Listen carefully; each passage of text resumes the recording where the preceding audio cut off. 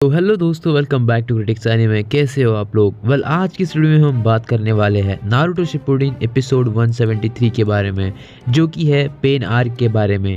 अगर आपने पिछला एपिसोड नहीं देखा तो डिस्क्रिप्शन में लिंक है, आप जाकर देख सकते हो। तो चलिए देखते हैं क्या होता है इस एपिसोड में।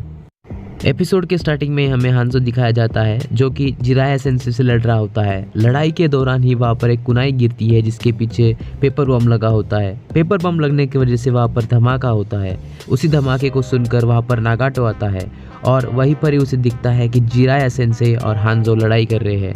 और उसी वक्त ही उन्हें जिराया सेंसे की पहली मुलाकात होती है और फिर याहिको जाकर उनसे बात करता है। ये सब नागाटो नारुतो को बता रहा होता है।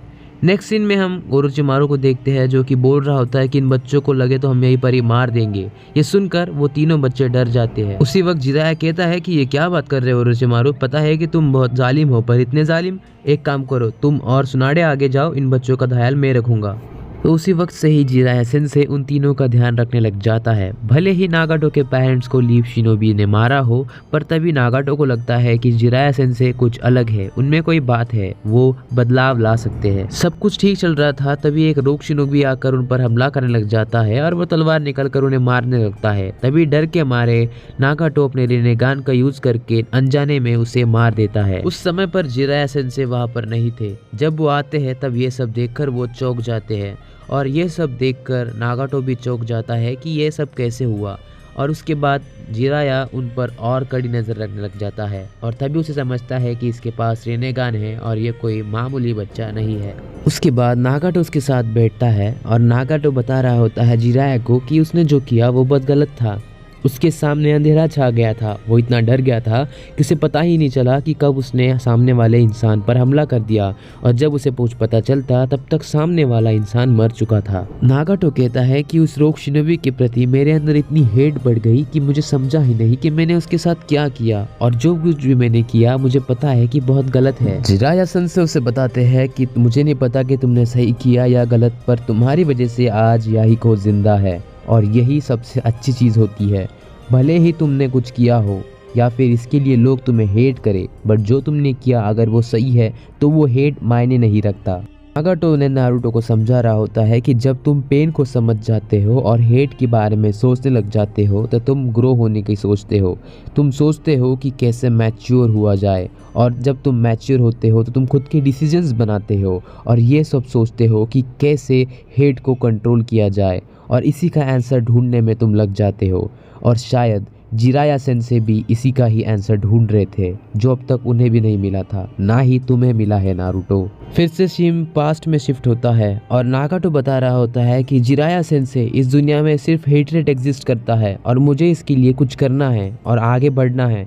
आपका क्या ख्याल है, आप क्या करना चाहते हो? जिराया कहते हैं कि मैंने आज तक बहुत सारे वॉर्स देखे हैं, लड़े भी है, पर इन सबसे दूर मैं एक ट्रू पीस की खोज में हूँ। शांति किसे कहते हैं ये मैं ढूंढना चाहता हूँ। और यही कहकर वो तब उन्हें उनके हाल पर छोड़ देते हैं। उसके बाद जब 3 साल गुजर जाते हैं तभी नागाटो बताता है कि जिराया ने उससे कहा था कि उसके सारे सवालों के जवाब उसके रिनेगान में जुड़े हैं। वही उसे बताएगा कि कैसे लोगों के साथ पीस बनाए रखना है।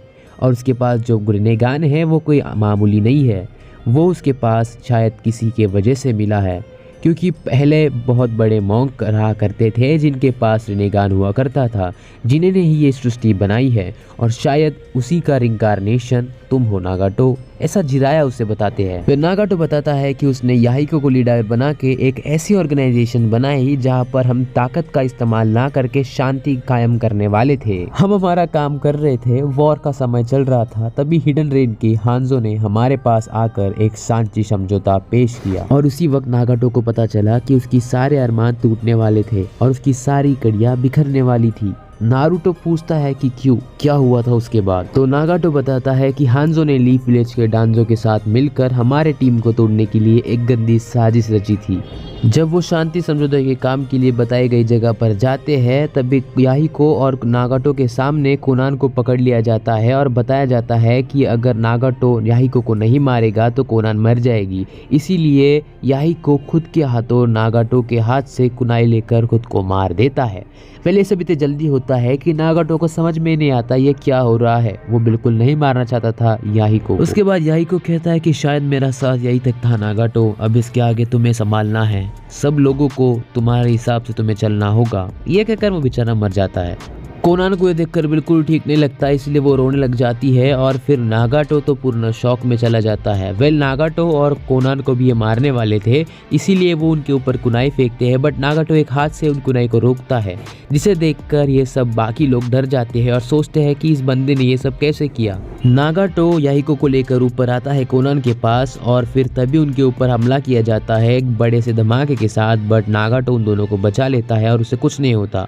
वो कहता है कि याहिको और कोनान तुम दोनों यहीं पर ही रुको और दूर हट जाओ, इनको मैं देखता हूँ। चलो कोनान को तो समझ गया, पर याहिको को बताने की क्या जरूरत थी, वो तो ऑलरेडी टपक चुका है यार। कुछ भी। हांजो दूर चला जाता है और समझ में आता है कि ये कोई मामूली लड़का नहीं है, इसके पास पावर्स है, इसलिए अनबू कॉप्स उसके ऊपर हमला करने वाले थे। पर नागाटो ये देख नीचे समनिंग जुत्सु का इस्तेमाल करके एक बड़ा सा दानो समन करता है जो कि सारे अनबू कॉप्स को उड़ा देता है। ये देखकर कोनान भी डर जाती है और कहती है कि ऐसा मत करो, पर तब तक वो दानो बाहर निकल जाता है और अपनी सारी उंगलियां नागाटो के पीछे घुसा देता है। दर्द से तड़पता नागाटो चिल्लाता है और अपनी पावर से उस दानो के मुंह में एक बहुत बड़ी बीम क्रिएट करता है, जो बीम उसके अंदर से निकलकर लोगों पर अटैक करके उनकी आत्मा खींच रही होती है। हांजो को समझ में आता है कि नागाटो ही मुसीबत की जड़ है। उसके बाद जब उस पर अटैक होता है उससे पहले वो टेलीपोर्ट होकर भाग जाता है।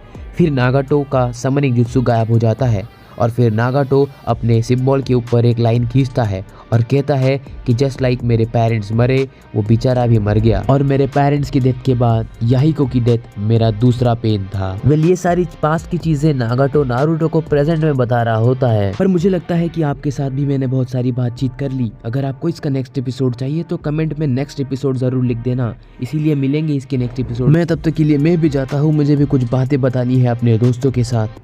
नारुतो मेरे हिसाब से काफी सुधरा हुआ लौंडा है, मेहनत भी काफी करता है, बट थरकी है बेटी चल बहुत। थरकी कहाँ है यार, लेकिन ऑब्वियसली उसकी जो असली बीवी होती है वो हेमावारी होती है ना, होती है हेमावारी उसकी बेटी होती है।